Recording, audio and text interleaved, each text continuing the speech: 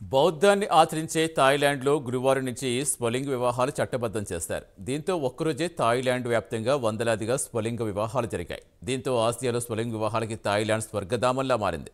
దక్షిణ తూర్పు ఏషియాలో స్వలింగ వివాహాలు అనుమతించిన తొలి దేశంగా థాయిలాండ్ ఆవిర్భవించింది. ఆసియాలో తైవాన్, నేపాల్ సరసన థాయిలాండ్ చేరింది.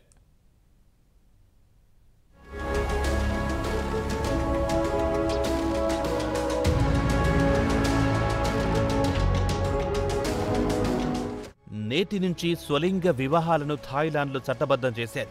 స్వలింగ వివాహాల అనుమతి కోసం దశాబ్దాలుగా ఎదురుచూస్తున్న జంటల కల నెరవేరింది.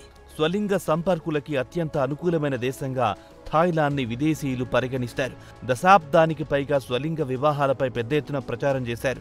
థాయిలాండ్ ప్రధాన ఆదాయ వనరు టూరిజం. ఆ దేశ ఆర్థిక వ్యవస్థ టూరిజంపైనే ఆధారపడి ఉంది.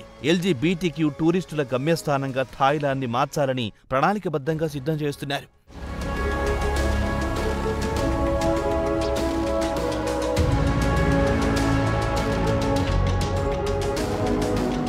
ఒక్క గురువారం నాడే 1000 మంది స్వలింగ ప్రేమికులు వివాహం చేసుకున్నారు.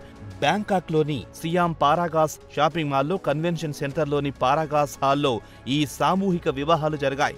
థాయిలాండ్లోని హక్కుల సంస్థ నారుమిట్ ఫ్రైడ్ ఈ వివాహాలకి పెద్ద దిక్కుగా వ్యవహరించింది. అందంగా అలంకరించిన షాపింగ్ మాల్లో ఈ వేడుకను చూసేందుకు డజన్ల కొద్దీ అధికారులు, మీడియా ప్రతినిధులు హాజరయ్యారు.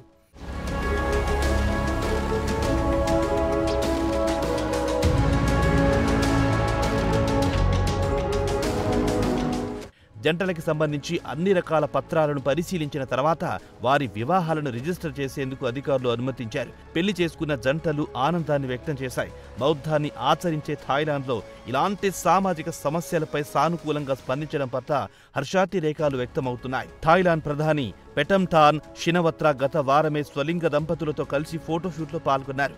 థాయిలాండ్పై రెయిన్బో ఫ్లాగ్ గర్వంగా ఎగురుతుందని ప్రధాని పెటంటాన్ షినవత్రా అన్నారు.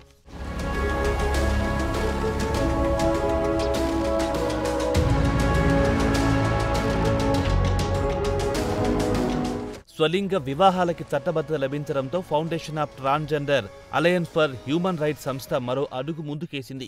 ట్రాన్స్జెండర్లు తమ లింగ గుర్తింపుని చట్టబద్ధంగా మార్చుకునేందుకు అనుమతించాలన్న ఉద్యమం ప్రారంభిస్తామని ఆ సంస్థ తరపున న్యాయవాది హువా తెలిపారు.